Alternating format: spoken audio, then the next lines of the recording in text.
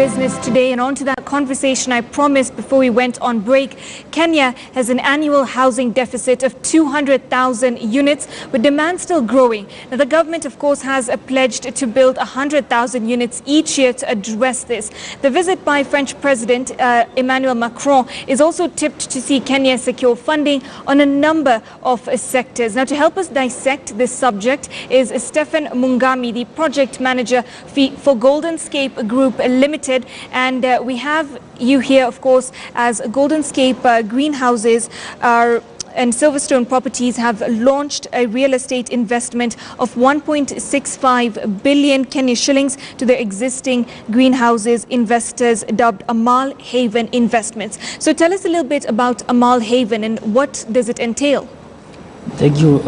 Amal Haven Investment simply means a big and secure investment in terms of housing and agribusiness. Yeah. We as Goldenscape Group Limited, we are a hub or a one-stop shop for all agribusiness investments, and therefore we came in and we thought our investors could also be in need of housing, because as you've said, Kenya has a deficit of houses, and the targeted housing units per year annually up to 20, that is 200,000 units. Yes. And the current housing that we have today is less than 50,000.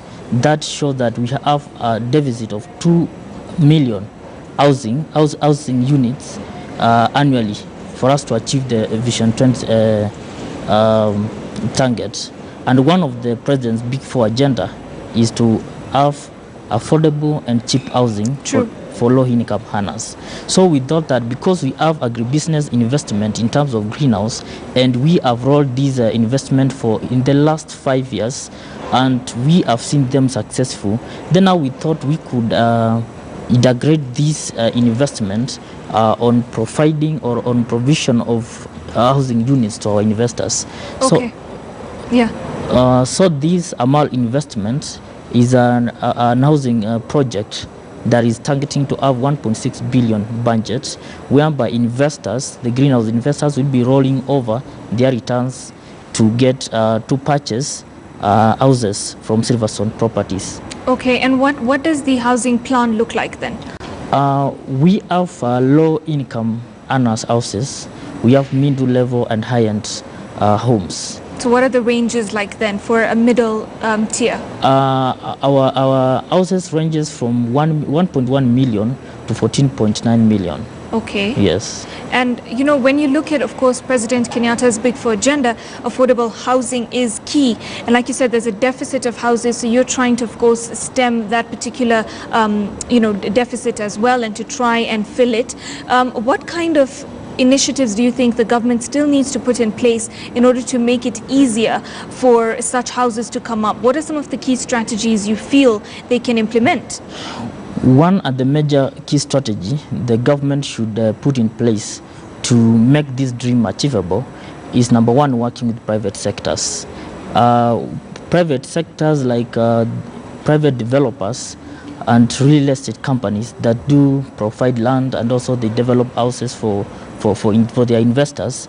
This is one of the strategies that the government can use, like Silverstone Properties and other companies that provide affordable and cheap housing to low-income earners. Again, the government should also strengthen the circles that exist.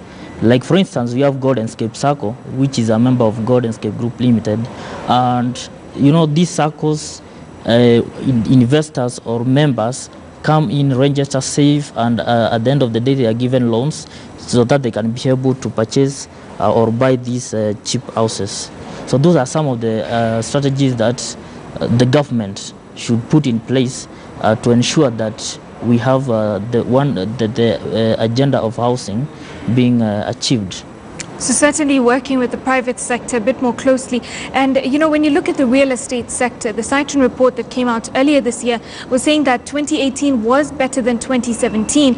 But what do you see of the landscape as of 2019 for the real estate sector? Do you think it's picking up robustly?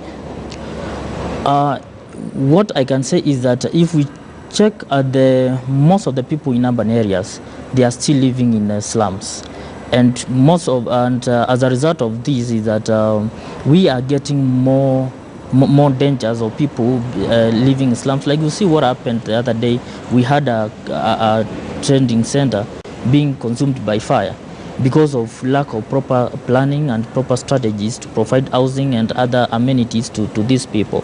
So I'm saying that now with the work of people, and everybody is also, everybody wants to get somewhere to go home after work and everything. True. So I think in this year will be better compared to 2017 and 2018. Okay, yeah. And even as we look at some of the affordable housing options, are there any payment plans that, with this particular Amal Haven investment, that make it easier for people who want a home to be able to pay that amount? In Goldenscape, we have made it more than easier for an investor to get a house with us, because we, as I've said, we have the greenhouses.